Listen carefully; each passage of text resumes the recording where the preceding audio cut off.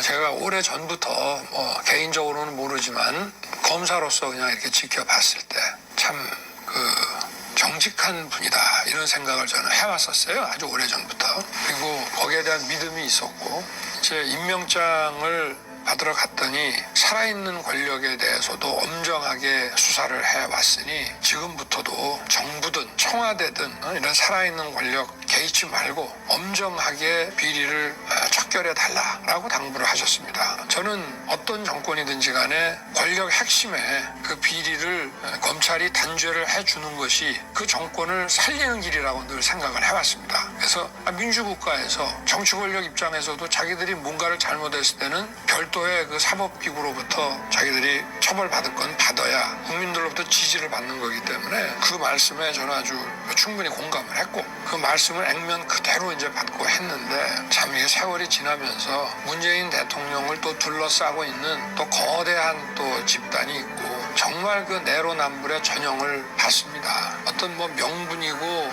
헌법이고 상식이고 이런 거 없이 무조건 어떤 조직같이 자기들의 이익에 절대 복종하는 그런 사람들끼리 운영해 나가는 그런 정권이구나. 이거는 입으로만 민주주의고 이거는 그야말로 위장된 민주주의구나. 그리고 조국 사태 때 봤지만 소위 핵심 지지층들에 의한 그런 여론 조작 그리고 거짓 선전선동 이런 거로 국민들을 기만해서 권력을 또 유지하고 또 선거를 치르고 하는 아주 부도덕하고 정말 퇴출되어야 할 집단들이구나 하는 거를 깨달았습니다. 그 조국 사건 있었잖아요. 네네. 그때 어떤 압박을 받으신 적이 있나요? 그 압박을 검찰총장이나 검사장이 좀 물른 사람이면 이렇게 하라고 그럽니다. 그건 더 수사하지 마라. 이건 여기서 덮어라. 그런 식으로 오는 경우가 이제 있을 텐데 그런 게 안 통할 것 같은 사람들한테는 그 도저히 받아들일 수 없는 그런 제도를 막 이제 만들어 나가려고 하고 인사를 해가지고 그 사람 주변에 있는 사람을 막 쫙 날리고 그래서 손발을 이렇게 잘라가거나 그런 식으로 이제 하고 근데 조국 사태 때는 참 어이없는 일들이죠. 뭐냐면은 대검하고 서울지검 앞에 수만 명 얼마나 되는 인원인지 모르겠는데 하여튼 소위 말하는 특정 그 민주당과 연계된 사람들을 다 모아가지고 거의 검찰을 상대로 협박을 했습니다. 근데 이거는 자유민주주의 사회에서 있을 수 없는 일이거든요. 어떤 정권도 이런 적이 없었습니다. 그러니까 완전히 무법천지죠. 과거 같으면은 다 사법 처리될 일들입니다. 근데 정말 이 정권이 든든하게 뒷배가 돼줘서 그런지 주들 마음대로 해요. 그러니까 그냥 모든 게 다 무너진 겁니다. 내 편이면 다 오케이고 이번에도 보십시오. 저 공수처가 언론인 정치인 해서 지금 드러난 것만 각각 수십 명씩 이 통신 사찰을 했지 않습니까? 이거는 과거 같으면은 공수처장이 물러날 정도가 아니고 이건 보통 일이 아니었습니다. 자기들이 야당일 때는 더 했고요. 근데 아주 천연덕스럽지 않습니까? 공수처가 도대체 얼마나 강한 기관이길래 저렇게 마음대로 합니까? 저 정권이 뒷받침이 돼주고 뒤에서 하라고 그러거나 잘했다 하지 않으면 할 수 없는 짓들입니다. 제가 검찰총장을 하고 있는데 자기들 마음에 들지 않는 수사를 했다고 인사를 막 학살 인사를 해버리고 검찰청 앞에 수만 명씩 와서 저렇게 폭력성 시위를 하고 말이에요. 그 배후에 이런 강력한 권력이 없으면은 못하는 겁니다.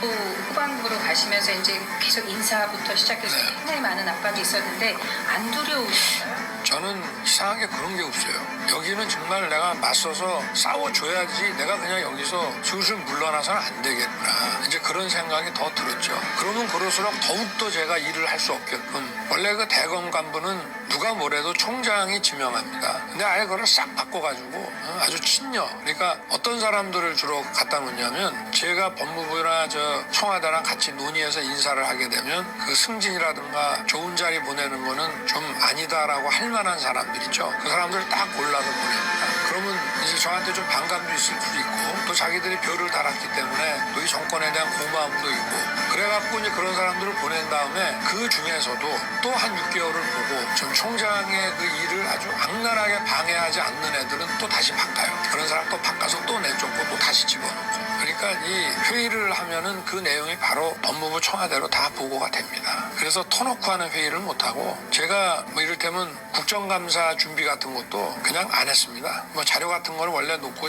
아주 늦게까지 토론도 하고 해야 되는데 어떤 문제에 대해서는 제가 어떤 스탠스로 답변을 할지를 같이 논의를 하면 그게 바로 민주당으로 다 넘어가서 다음날 그렇게 나올까 봐 6시에 퇴근했습니다. 그랬더니 작년 국정감사 때 자기들은 밤 12시까지 했는데 우리 총장님은 일찍 퇴근하셨다 하대요 라면서 비아냥거리는 여당 의원들이 있더라고요. 그래서 제가 그 말은 안 했습니다만은 준비를 하면 그 내용이 다 새나갈 것이 거의 확실시되는 그런 상황으로 저는 봤기 때문에 그런 걸 할 수가 없었어요. 그러다가 이제 징계 청구가 이루어진 겁니다. 적폐라는 게 어떤 개별 비리나 범죄 그거 하나가 문제가 아니고 국민들에게 계속 불편을 끼치고 고통을 주고 아주 구조화된 부패 그런 것을 적폐라고 하거든요. 그래서 이 어떤 그 구조적 부패와 비리를 걷어내는 것이 중요하다. 그게 원래 검찰에서도 특수부의 업무라고 합니다. 개별 범죄는 형사부에서 하지만 아주 구조화된 부패 이거를 걷어내는 일은 이제 특별수사부에서 하는 건데 어느 정권이나 다 구조화된 것들이 있어요. 이게 오랜 세월 동안 관행화되고 이게 구조화되다 보니까 그게 부패인지도 비리인지도 잘 인식을 못해. 그게 불법인지도 잘 인식을 못해.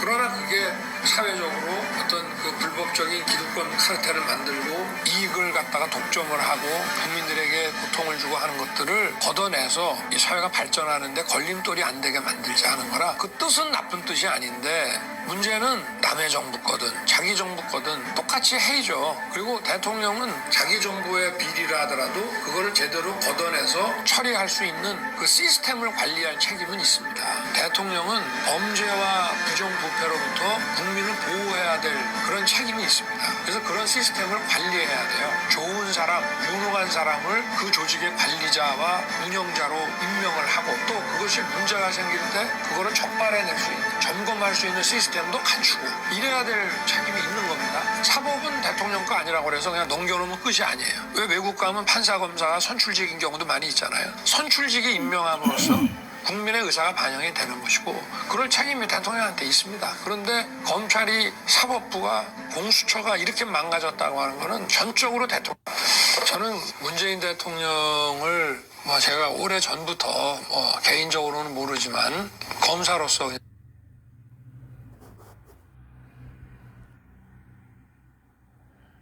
여러분들 잘 시청했습니까?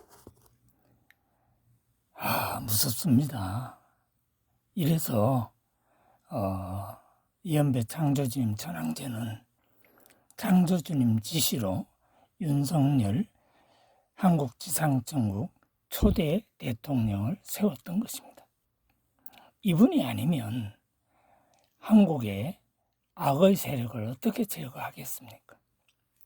바로 김대중 대통령이 2003년부터 간첩들과 함께 그리고 거기에는 박지원, 이해찬, 신건 이런 사람들이 부정선거를 기획을 했죠. 결국 오늘날의 대한민국은요. 누가 망쳤느냐 바로 김대중이가 망친 거죠.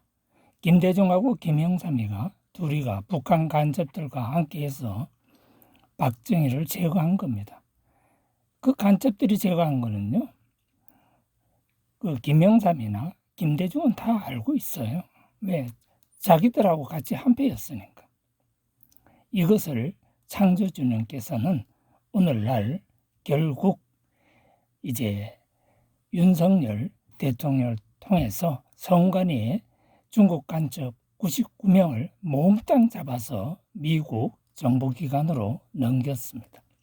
이제 이것은 한국뿐만 아니고 미국에서 한국의 모든 것을 이제 조사하게 됩니다. 왜냐하면 바로 그 뒤에 중국이라는 나라가 있기 때문에 그렇습니다. 이제 중국과 미국은 바로 이 부분을 가지고 부정선거 부분을 가지고 또 바로 한국에서 더불어민주당 뒤에 중국이 있고 국민의힘 뒤에 우리 미국이 있듯이 이제 미국과 중국은 한국에서 실제 전쟁을 하는 거나 똑같습니다. 이제 도널드 트럼프 미국 대통령은 한국의 부정선거에 대해서 모든 것을 철저하게 조사를 할 것입니다. 그렇게 하시고 지금 우리는 자유민주주의를 지켜야 됩니다. 지금 4050은 간첩 교육을 받은 정교조 집단입니다. 그래서 이들을 물리쳐야 되고, 이들을 물리치는 것은 누가 하느냐? 바로 2030 세대가 하는 겁니다. 만약에 더불어민주당이 집권을 하게 되면 우리는 자유가 무너집니다. 그 말은 중국 공산당처럼 저런 나라가 만들어지는 것입니다. 지금 홍콩이 그렇게 됐죠. 저런 나라가 만들어지면 어떻게 되느냐? 여러분들의 자유가 사라지는 것입니다.